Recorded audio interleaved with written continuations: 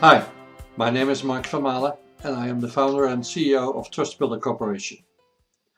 In this overview, I'll briefly introduce ourselves and illustrate why we think TrustBuilder Identity Hub is the cutting-edge European IAM alternative with unique capabilities enabling significant business growth potential. Our company was created in 1999 and amongst the first to focus entirely on identity and access management, a term that even didn't exist yet at that time. Based on almost 20 years of experience with IAM projects at large organizations, we decided to build our own solution, TrustBuilder Identity Hub. In December 2017, the company was transformed from a combined IAM integrator and software editor into a full product company, changing the name in TrustBuilder Corporation. TrustBuilder is already in use at large organizations and serves today over 40 million users across Europe and the USA. Our solution is being used in multiple market segments, including financial institutions, government, telecom, distribution, healthcare, and industrial companies. Identity and access management is already a broad spectrum. Some parts, like privileged IAM for system administrators and internal identity management, help IT departments augmenting the efficiency, control, and governance of users and their rights.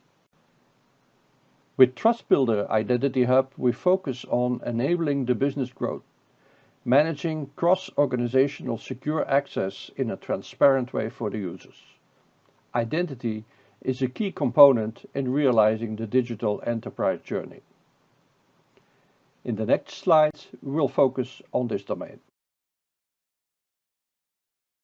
Let's start by looking back at what happened in the past 15 years.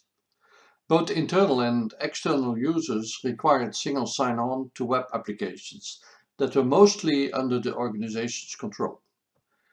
As a first step, the user's identity was to be verified against identity and credential data that was controlled by the organization as well, stored in various repositories for different user communities such as AD, databases, or directories.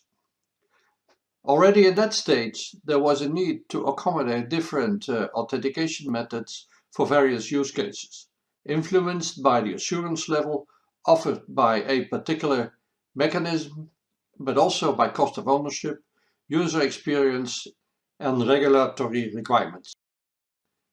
Today, a hybrid model is becoming prevalent. Some applications will still reside for quite some time within the organization's perimeter and control, whereas more and more applications will be located in public or private cloud environments or at business partners. These applications are generally called service providers or SPs. Similarly, some categories of users will no longer be managed by the organization, and the validation of their identity will be handled by third parties, often in the cloud and generically called identity providers or IDPs. The integration of SPs and IDPs is realized through standardized interfaces, so-called federation protocols. However, there are multiple federation standards such as SAML, OAuth, OpenID Connect, and WS Federation. In addition, implementation profiles may differ amongst providers. Therefore, some bridging capability is required to match IDPs and SPs that use different protocols. And it's not only about web access anymore, it's a combination of web and API access, the latter becoming the prevalent model for mobile applications. In addition, context influences the way authentication and authorization is handled, depending on the use case, the user's device type, device state, geolocation, etc., etc. Consequently, single sign-on is turned into dynamic access management to this heterogeneous world, taking real-time decisions, hiding the complexity for users as much as possible, yet enforce compliance with an organization's security policies. And in many use cases, some form of identity mapping will be required, linking an identity or some token to an account known by the target environment. TrustBuilder Identity Hub has been built with all this in mind. Let's have a high-level look at how this is accomplished. There could be internal applications or somewhere in the cloud. We need to authenticate and we need to authorize. As of now, it's mainly authenticating people, but in future it will be increasingly more authenticating apps and things, and to authorize who is allowed to do what and what is allowed to do what. We need policies to control that, taking context into account. For instance, which user interface someone is using and in which repositories we have information about the user.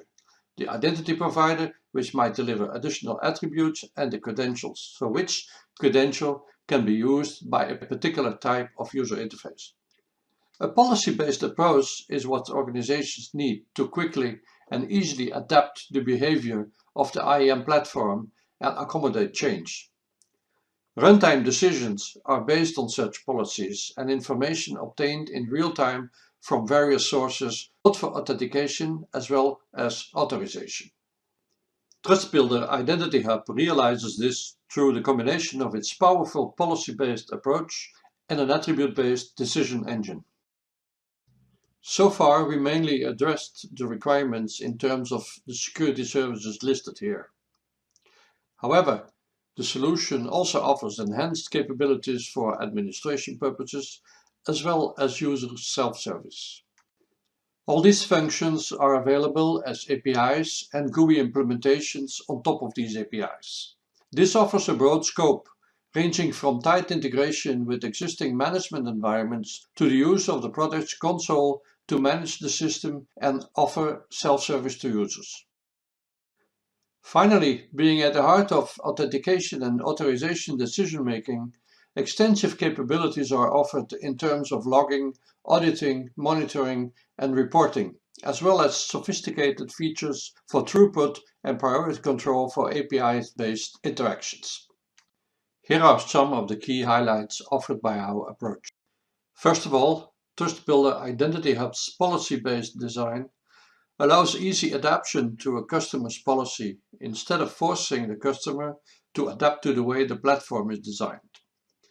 The choice of authentication and authorization process is entirely driven by the client policy.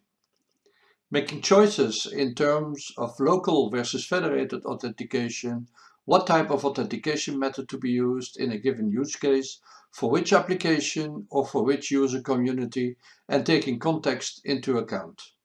This entirely policy-based approach offers extreme flexibility in adapting to ever-changing needs in a fast and inexpensive way. TrustBuilder ID Hub facilitates seamless integration of both local and cloud applications and allows progressive centralization of the security policy, keeping that away from applications. The net results are reduced operational and maintenance costs for both authentication and access control. TrustBuilder was built to leverage the existing user data storage as much as possible by reaching out to them in real time whenever needed, thus avoiding data duplication and synchronization and help protecting the user's privacy and consent requirements as introduced by, for instance, GDPR. In this way, we leverage as much as possible already protected environments. TrustBuilder Identity Hub is a versatile solution, seamlessly integrating cloud and on-premise services, whether web, mobile or API applications, with one single solution.